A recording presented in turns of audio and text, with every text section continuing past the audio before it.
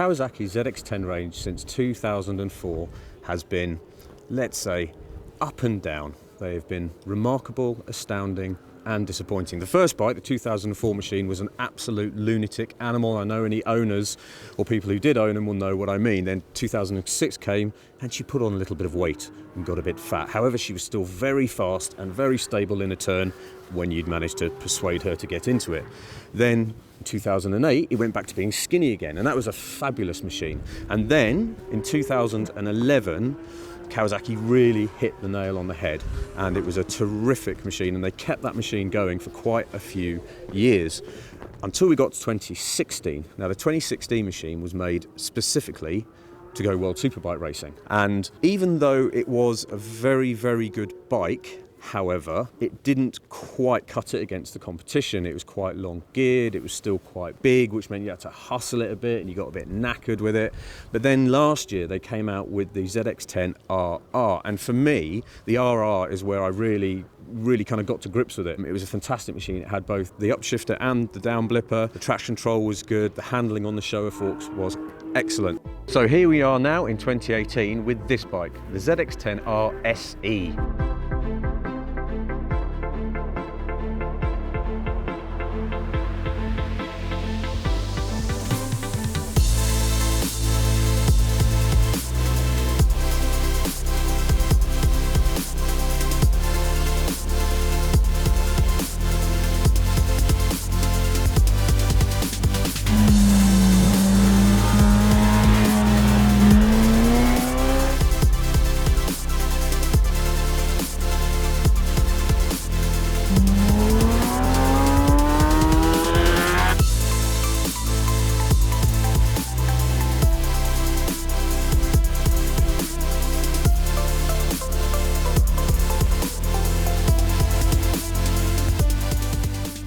What makes this the special part of Special Edition? The bike is a bit of a mix between the standard £14,000 ZX-10R, it's got that engine, and the £16,000, give or take a few hundred quid, ZX-10RR. So it's got the RR's down blipper and Marchesini wheels, but it doesn't have the race-ready engine.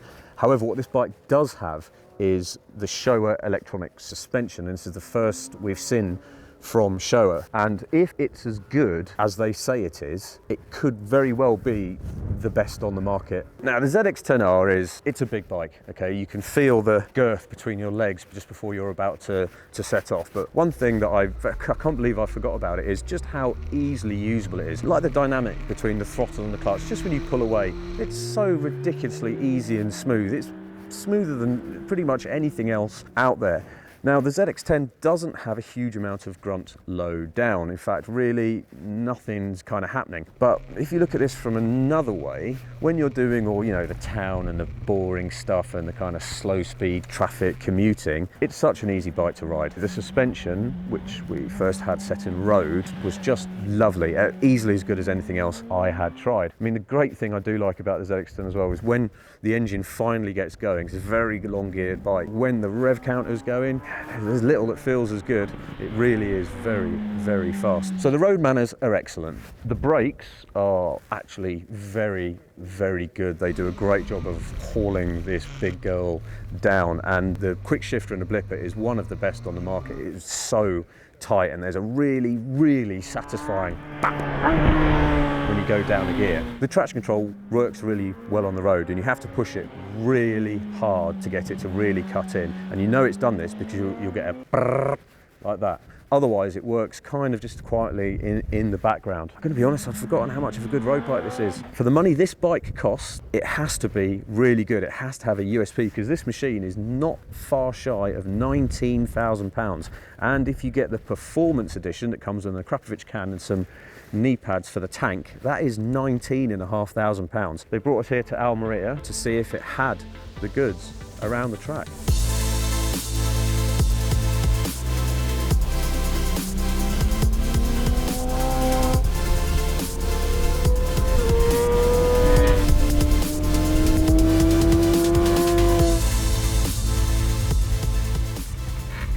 Now, as I might have mentioned before, it's a big old girl. You can lap at a kind of nice pace without getting too flustered.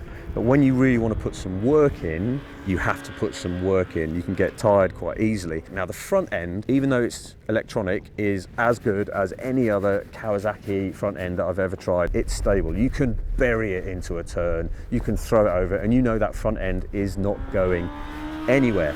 At the rear end, we had the suspension in race mode, and only when you were giving it a real handful did you get a little bit of this, a tiny bit of pogo.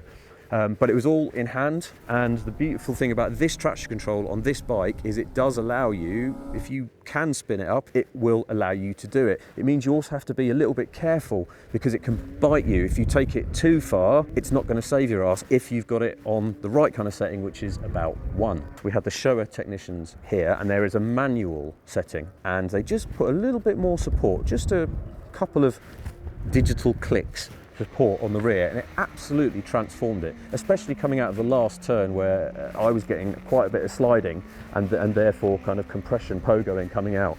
Just a couple of clicks and it was spot on. At my pace, I couldn't complain. I mean, really impressive. Recently, I rode Ducati's new Panigale V4S with the Öhlins suspension, and I said at the time, I think it could be my favourite electronic suspension and as good as anything else traditional that I've tried. I genuinely think this is better. Biggest compliment I can give this suspension is it feels like traditional suspension. Part of the USP of this is how fast it can adjust. This suspension can adjust up to 1,000 times a second, which is 300 or 400, 500 times better or faster than the competitors. And I also think it's part of the reason why when we were on the road and we were in a beautiful sport mode which just cosseted you all the way, and then we changed to race, you could feel every bump. The clarity of little divots in race mode was phenomenal. I've never felt that kind of feedback through electronic suspension before.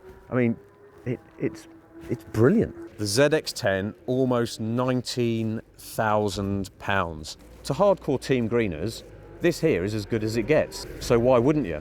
Added to that is the fact that bikes that are almost £20,000 seem to sell out. You think about all those bikes that are really expensive. Aprilia sells pretty much every RC4 they bring in. The R1M sells out in about a week, and they're all £20,000. What about this bike is going to make you go and buy this over one of them? Well, that's the really hard part for me, because I'll be honest, I've never got on brilliantly with some of these ZX-10s. However, I had an absolute ball today. I won't lie, it was bloody hard work at times, muscling this thing around. But then sometimes you get back what you put in, and there's a sense of achievement and a sense of value there. The engine's exciting, the gear shifter's exciting, the suspension is just brilliant. The brakes are fabulous. The one real bummer, I would say, is that for this price you get the old dash. It's got a few more functions, so you can do the suspension, but it's still an LCD dash, and on a bike that costs £19,000, I'm sorry Kawasaki, it's not good enough. Any issues? Did have a couple of false neutrals, as did my colleague from Fast Bike Mike, who's also been on this launch. It's hard to tell whether or not that's lazy foot, but when 2 or 3 people have got them, you have to think about it. But it's only going down the box. The other problem is, for my height, I'm 6'2". I struggle with the seat to peg ratio. Riding for a long time, my hips start to ache. I need the pegs lower. However, I suppose I wouldn't want them lower when I'm on track though, so some kind of adjustable rear sets to go on to get it perfect. All this being said, ZX-10s have won a lot of BSB championships, came pretty close to it last year, and in World Superbikes, you know, they're such a good machine, they're having to throw the anchors on them to try and slow them down. This very bike here has a full Akrapovic system on it. Believe me, these things come alive when you put a full system on. So how alive? On our JHS Racing dyno, we normally get somewhere between 172 to 175 on these bikes. On that same dyno, with a full system and a map, 193. A little bit of consumer advice here to people who aren't loaded or who aren't happy with diving onto a PCP scheme, even though they're there's some very good ones out there. The 2011 ZX-10R, and that's 2011 to 2015, I think is the steal of the century second-hand. You can pick bikes up there with not too many miles on for £6,000 to £7,000 that have had quick shifters fitted and cans and power commanders and all sorts. And when you're talking value for money, one of those as a second-hand buy is a phenomenal weapon, and anyone out there who's bought one for about that kind of price knows exactly what I'm talking about. This bike, would I buy one? Maybe. That might sound quite damning, but it shouldn't if you go back to what I said about some bikes suiting some people. Do I like it? Yes. This launch has reminded me what I like about ZX-10s, and this one is a cut above all the others, and it's all down to the suspension. If I was fitter, I would have had an absolute whale of a time today, and I would have stayed out as long as I possibly could, but I'm weak and feeble and old, and I never do any exercise. Is it a worthy flagship superbike? It is, but I will be honest, I'm very much looking forward to seeing what Kawasaki come up with next.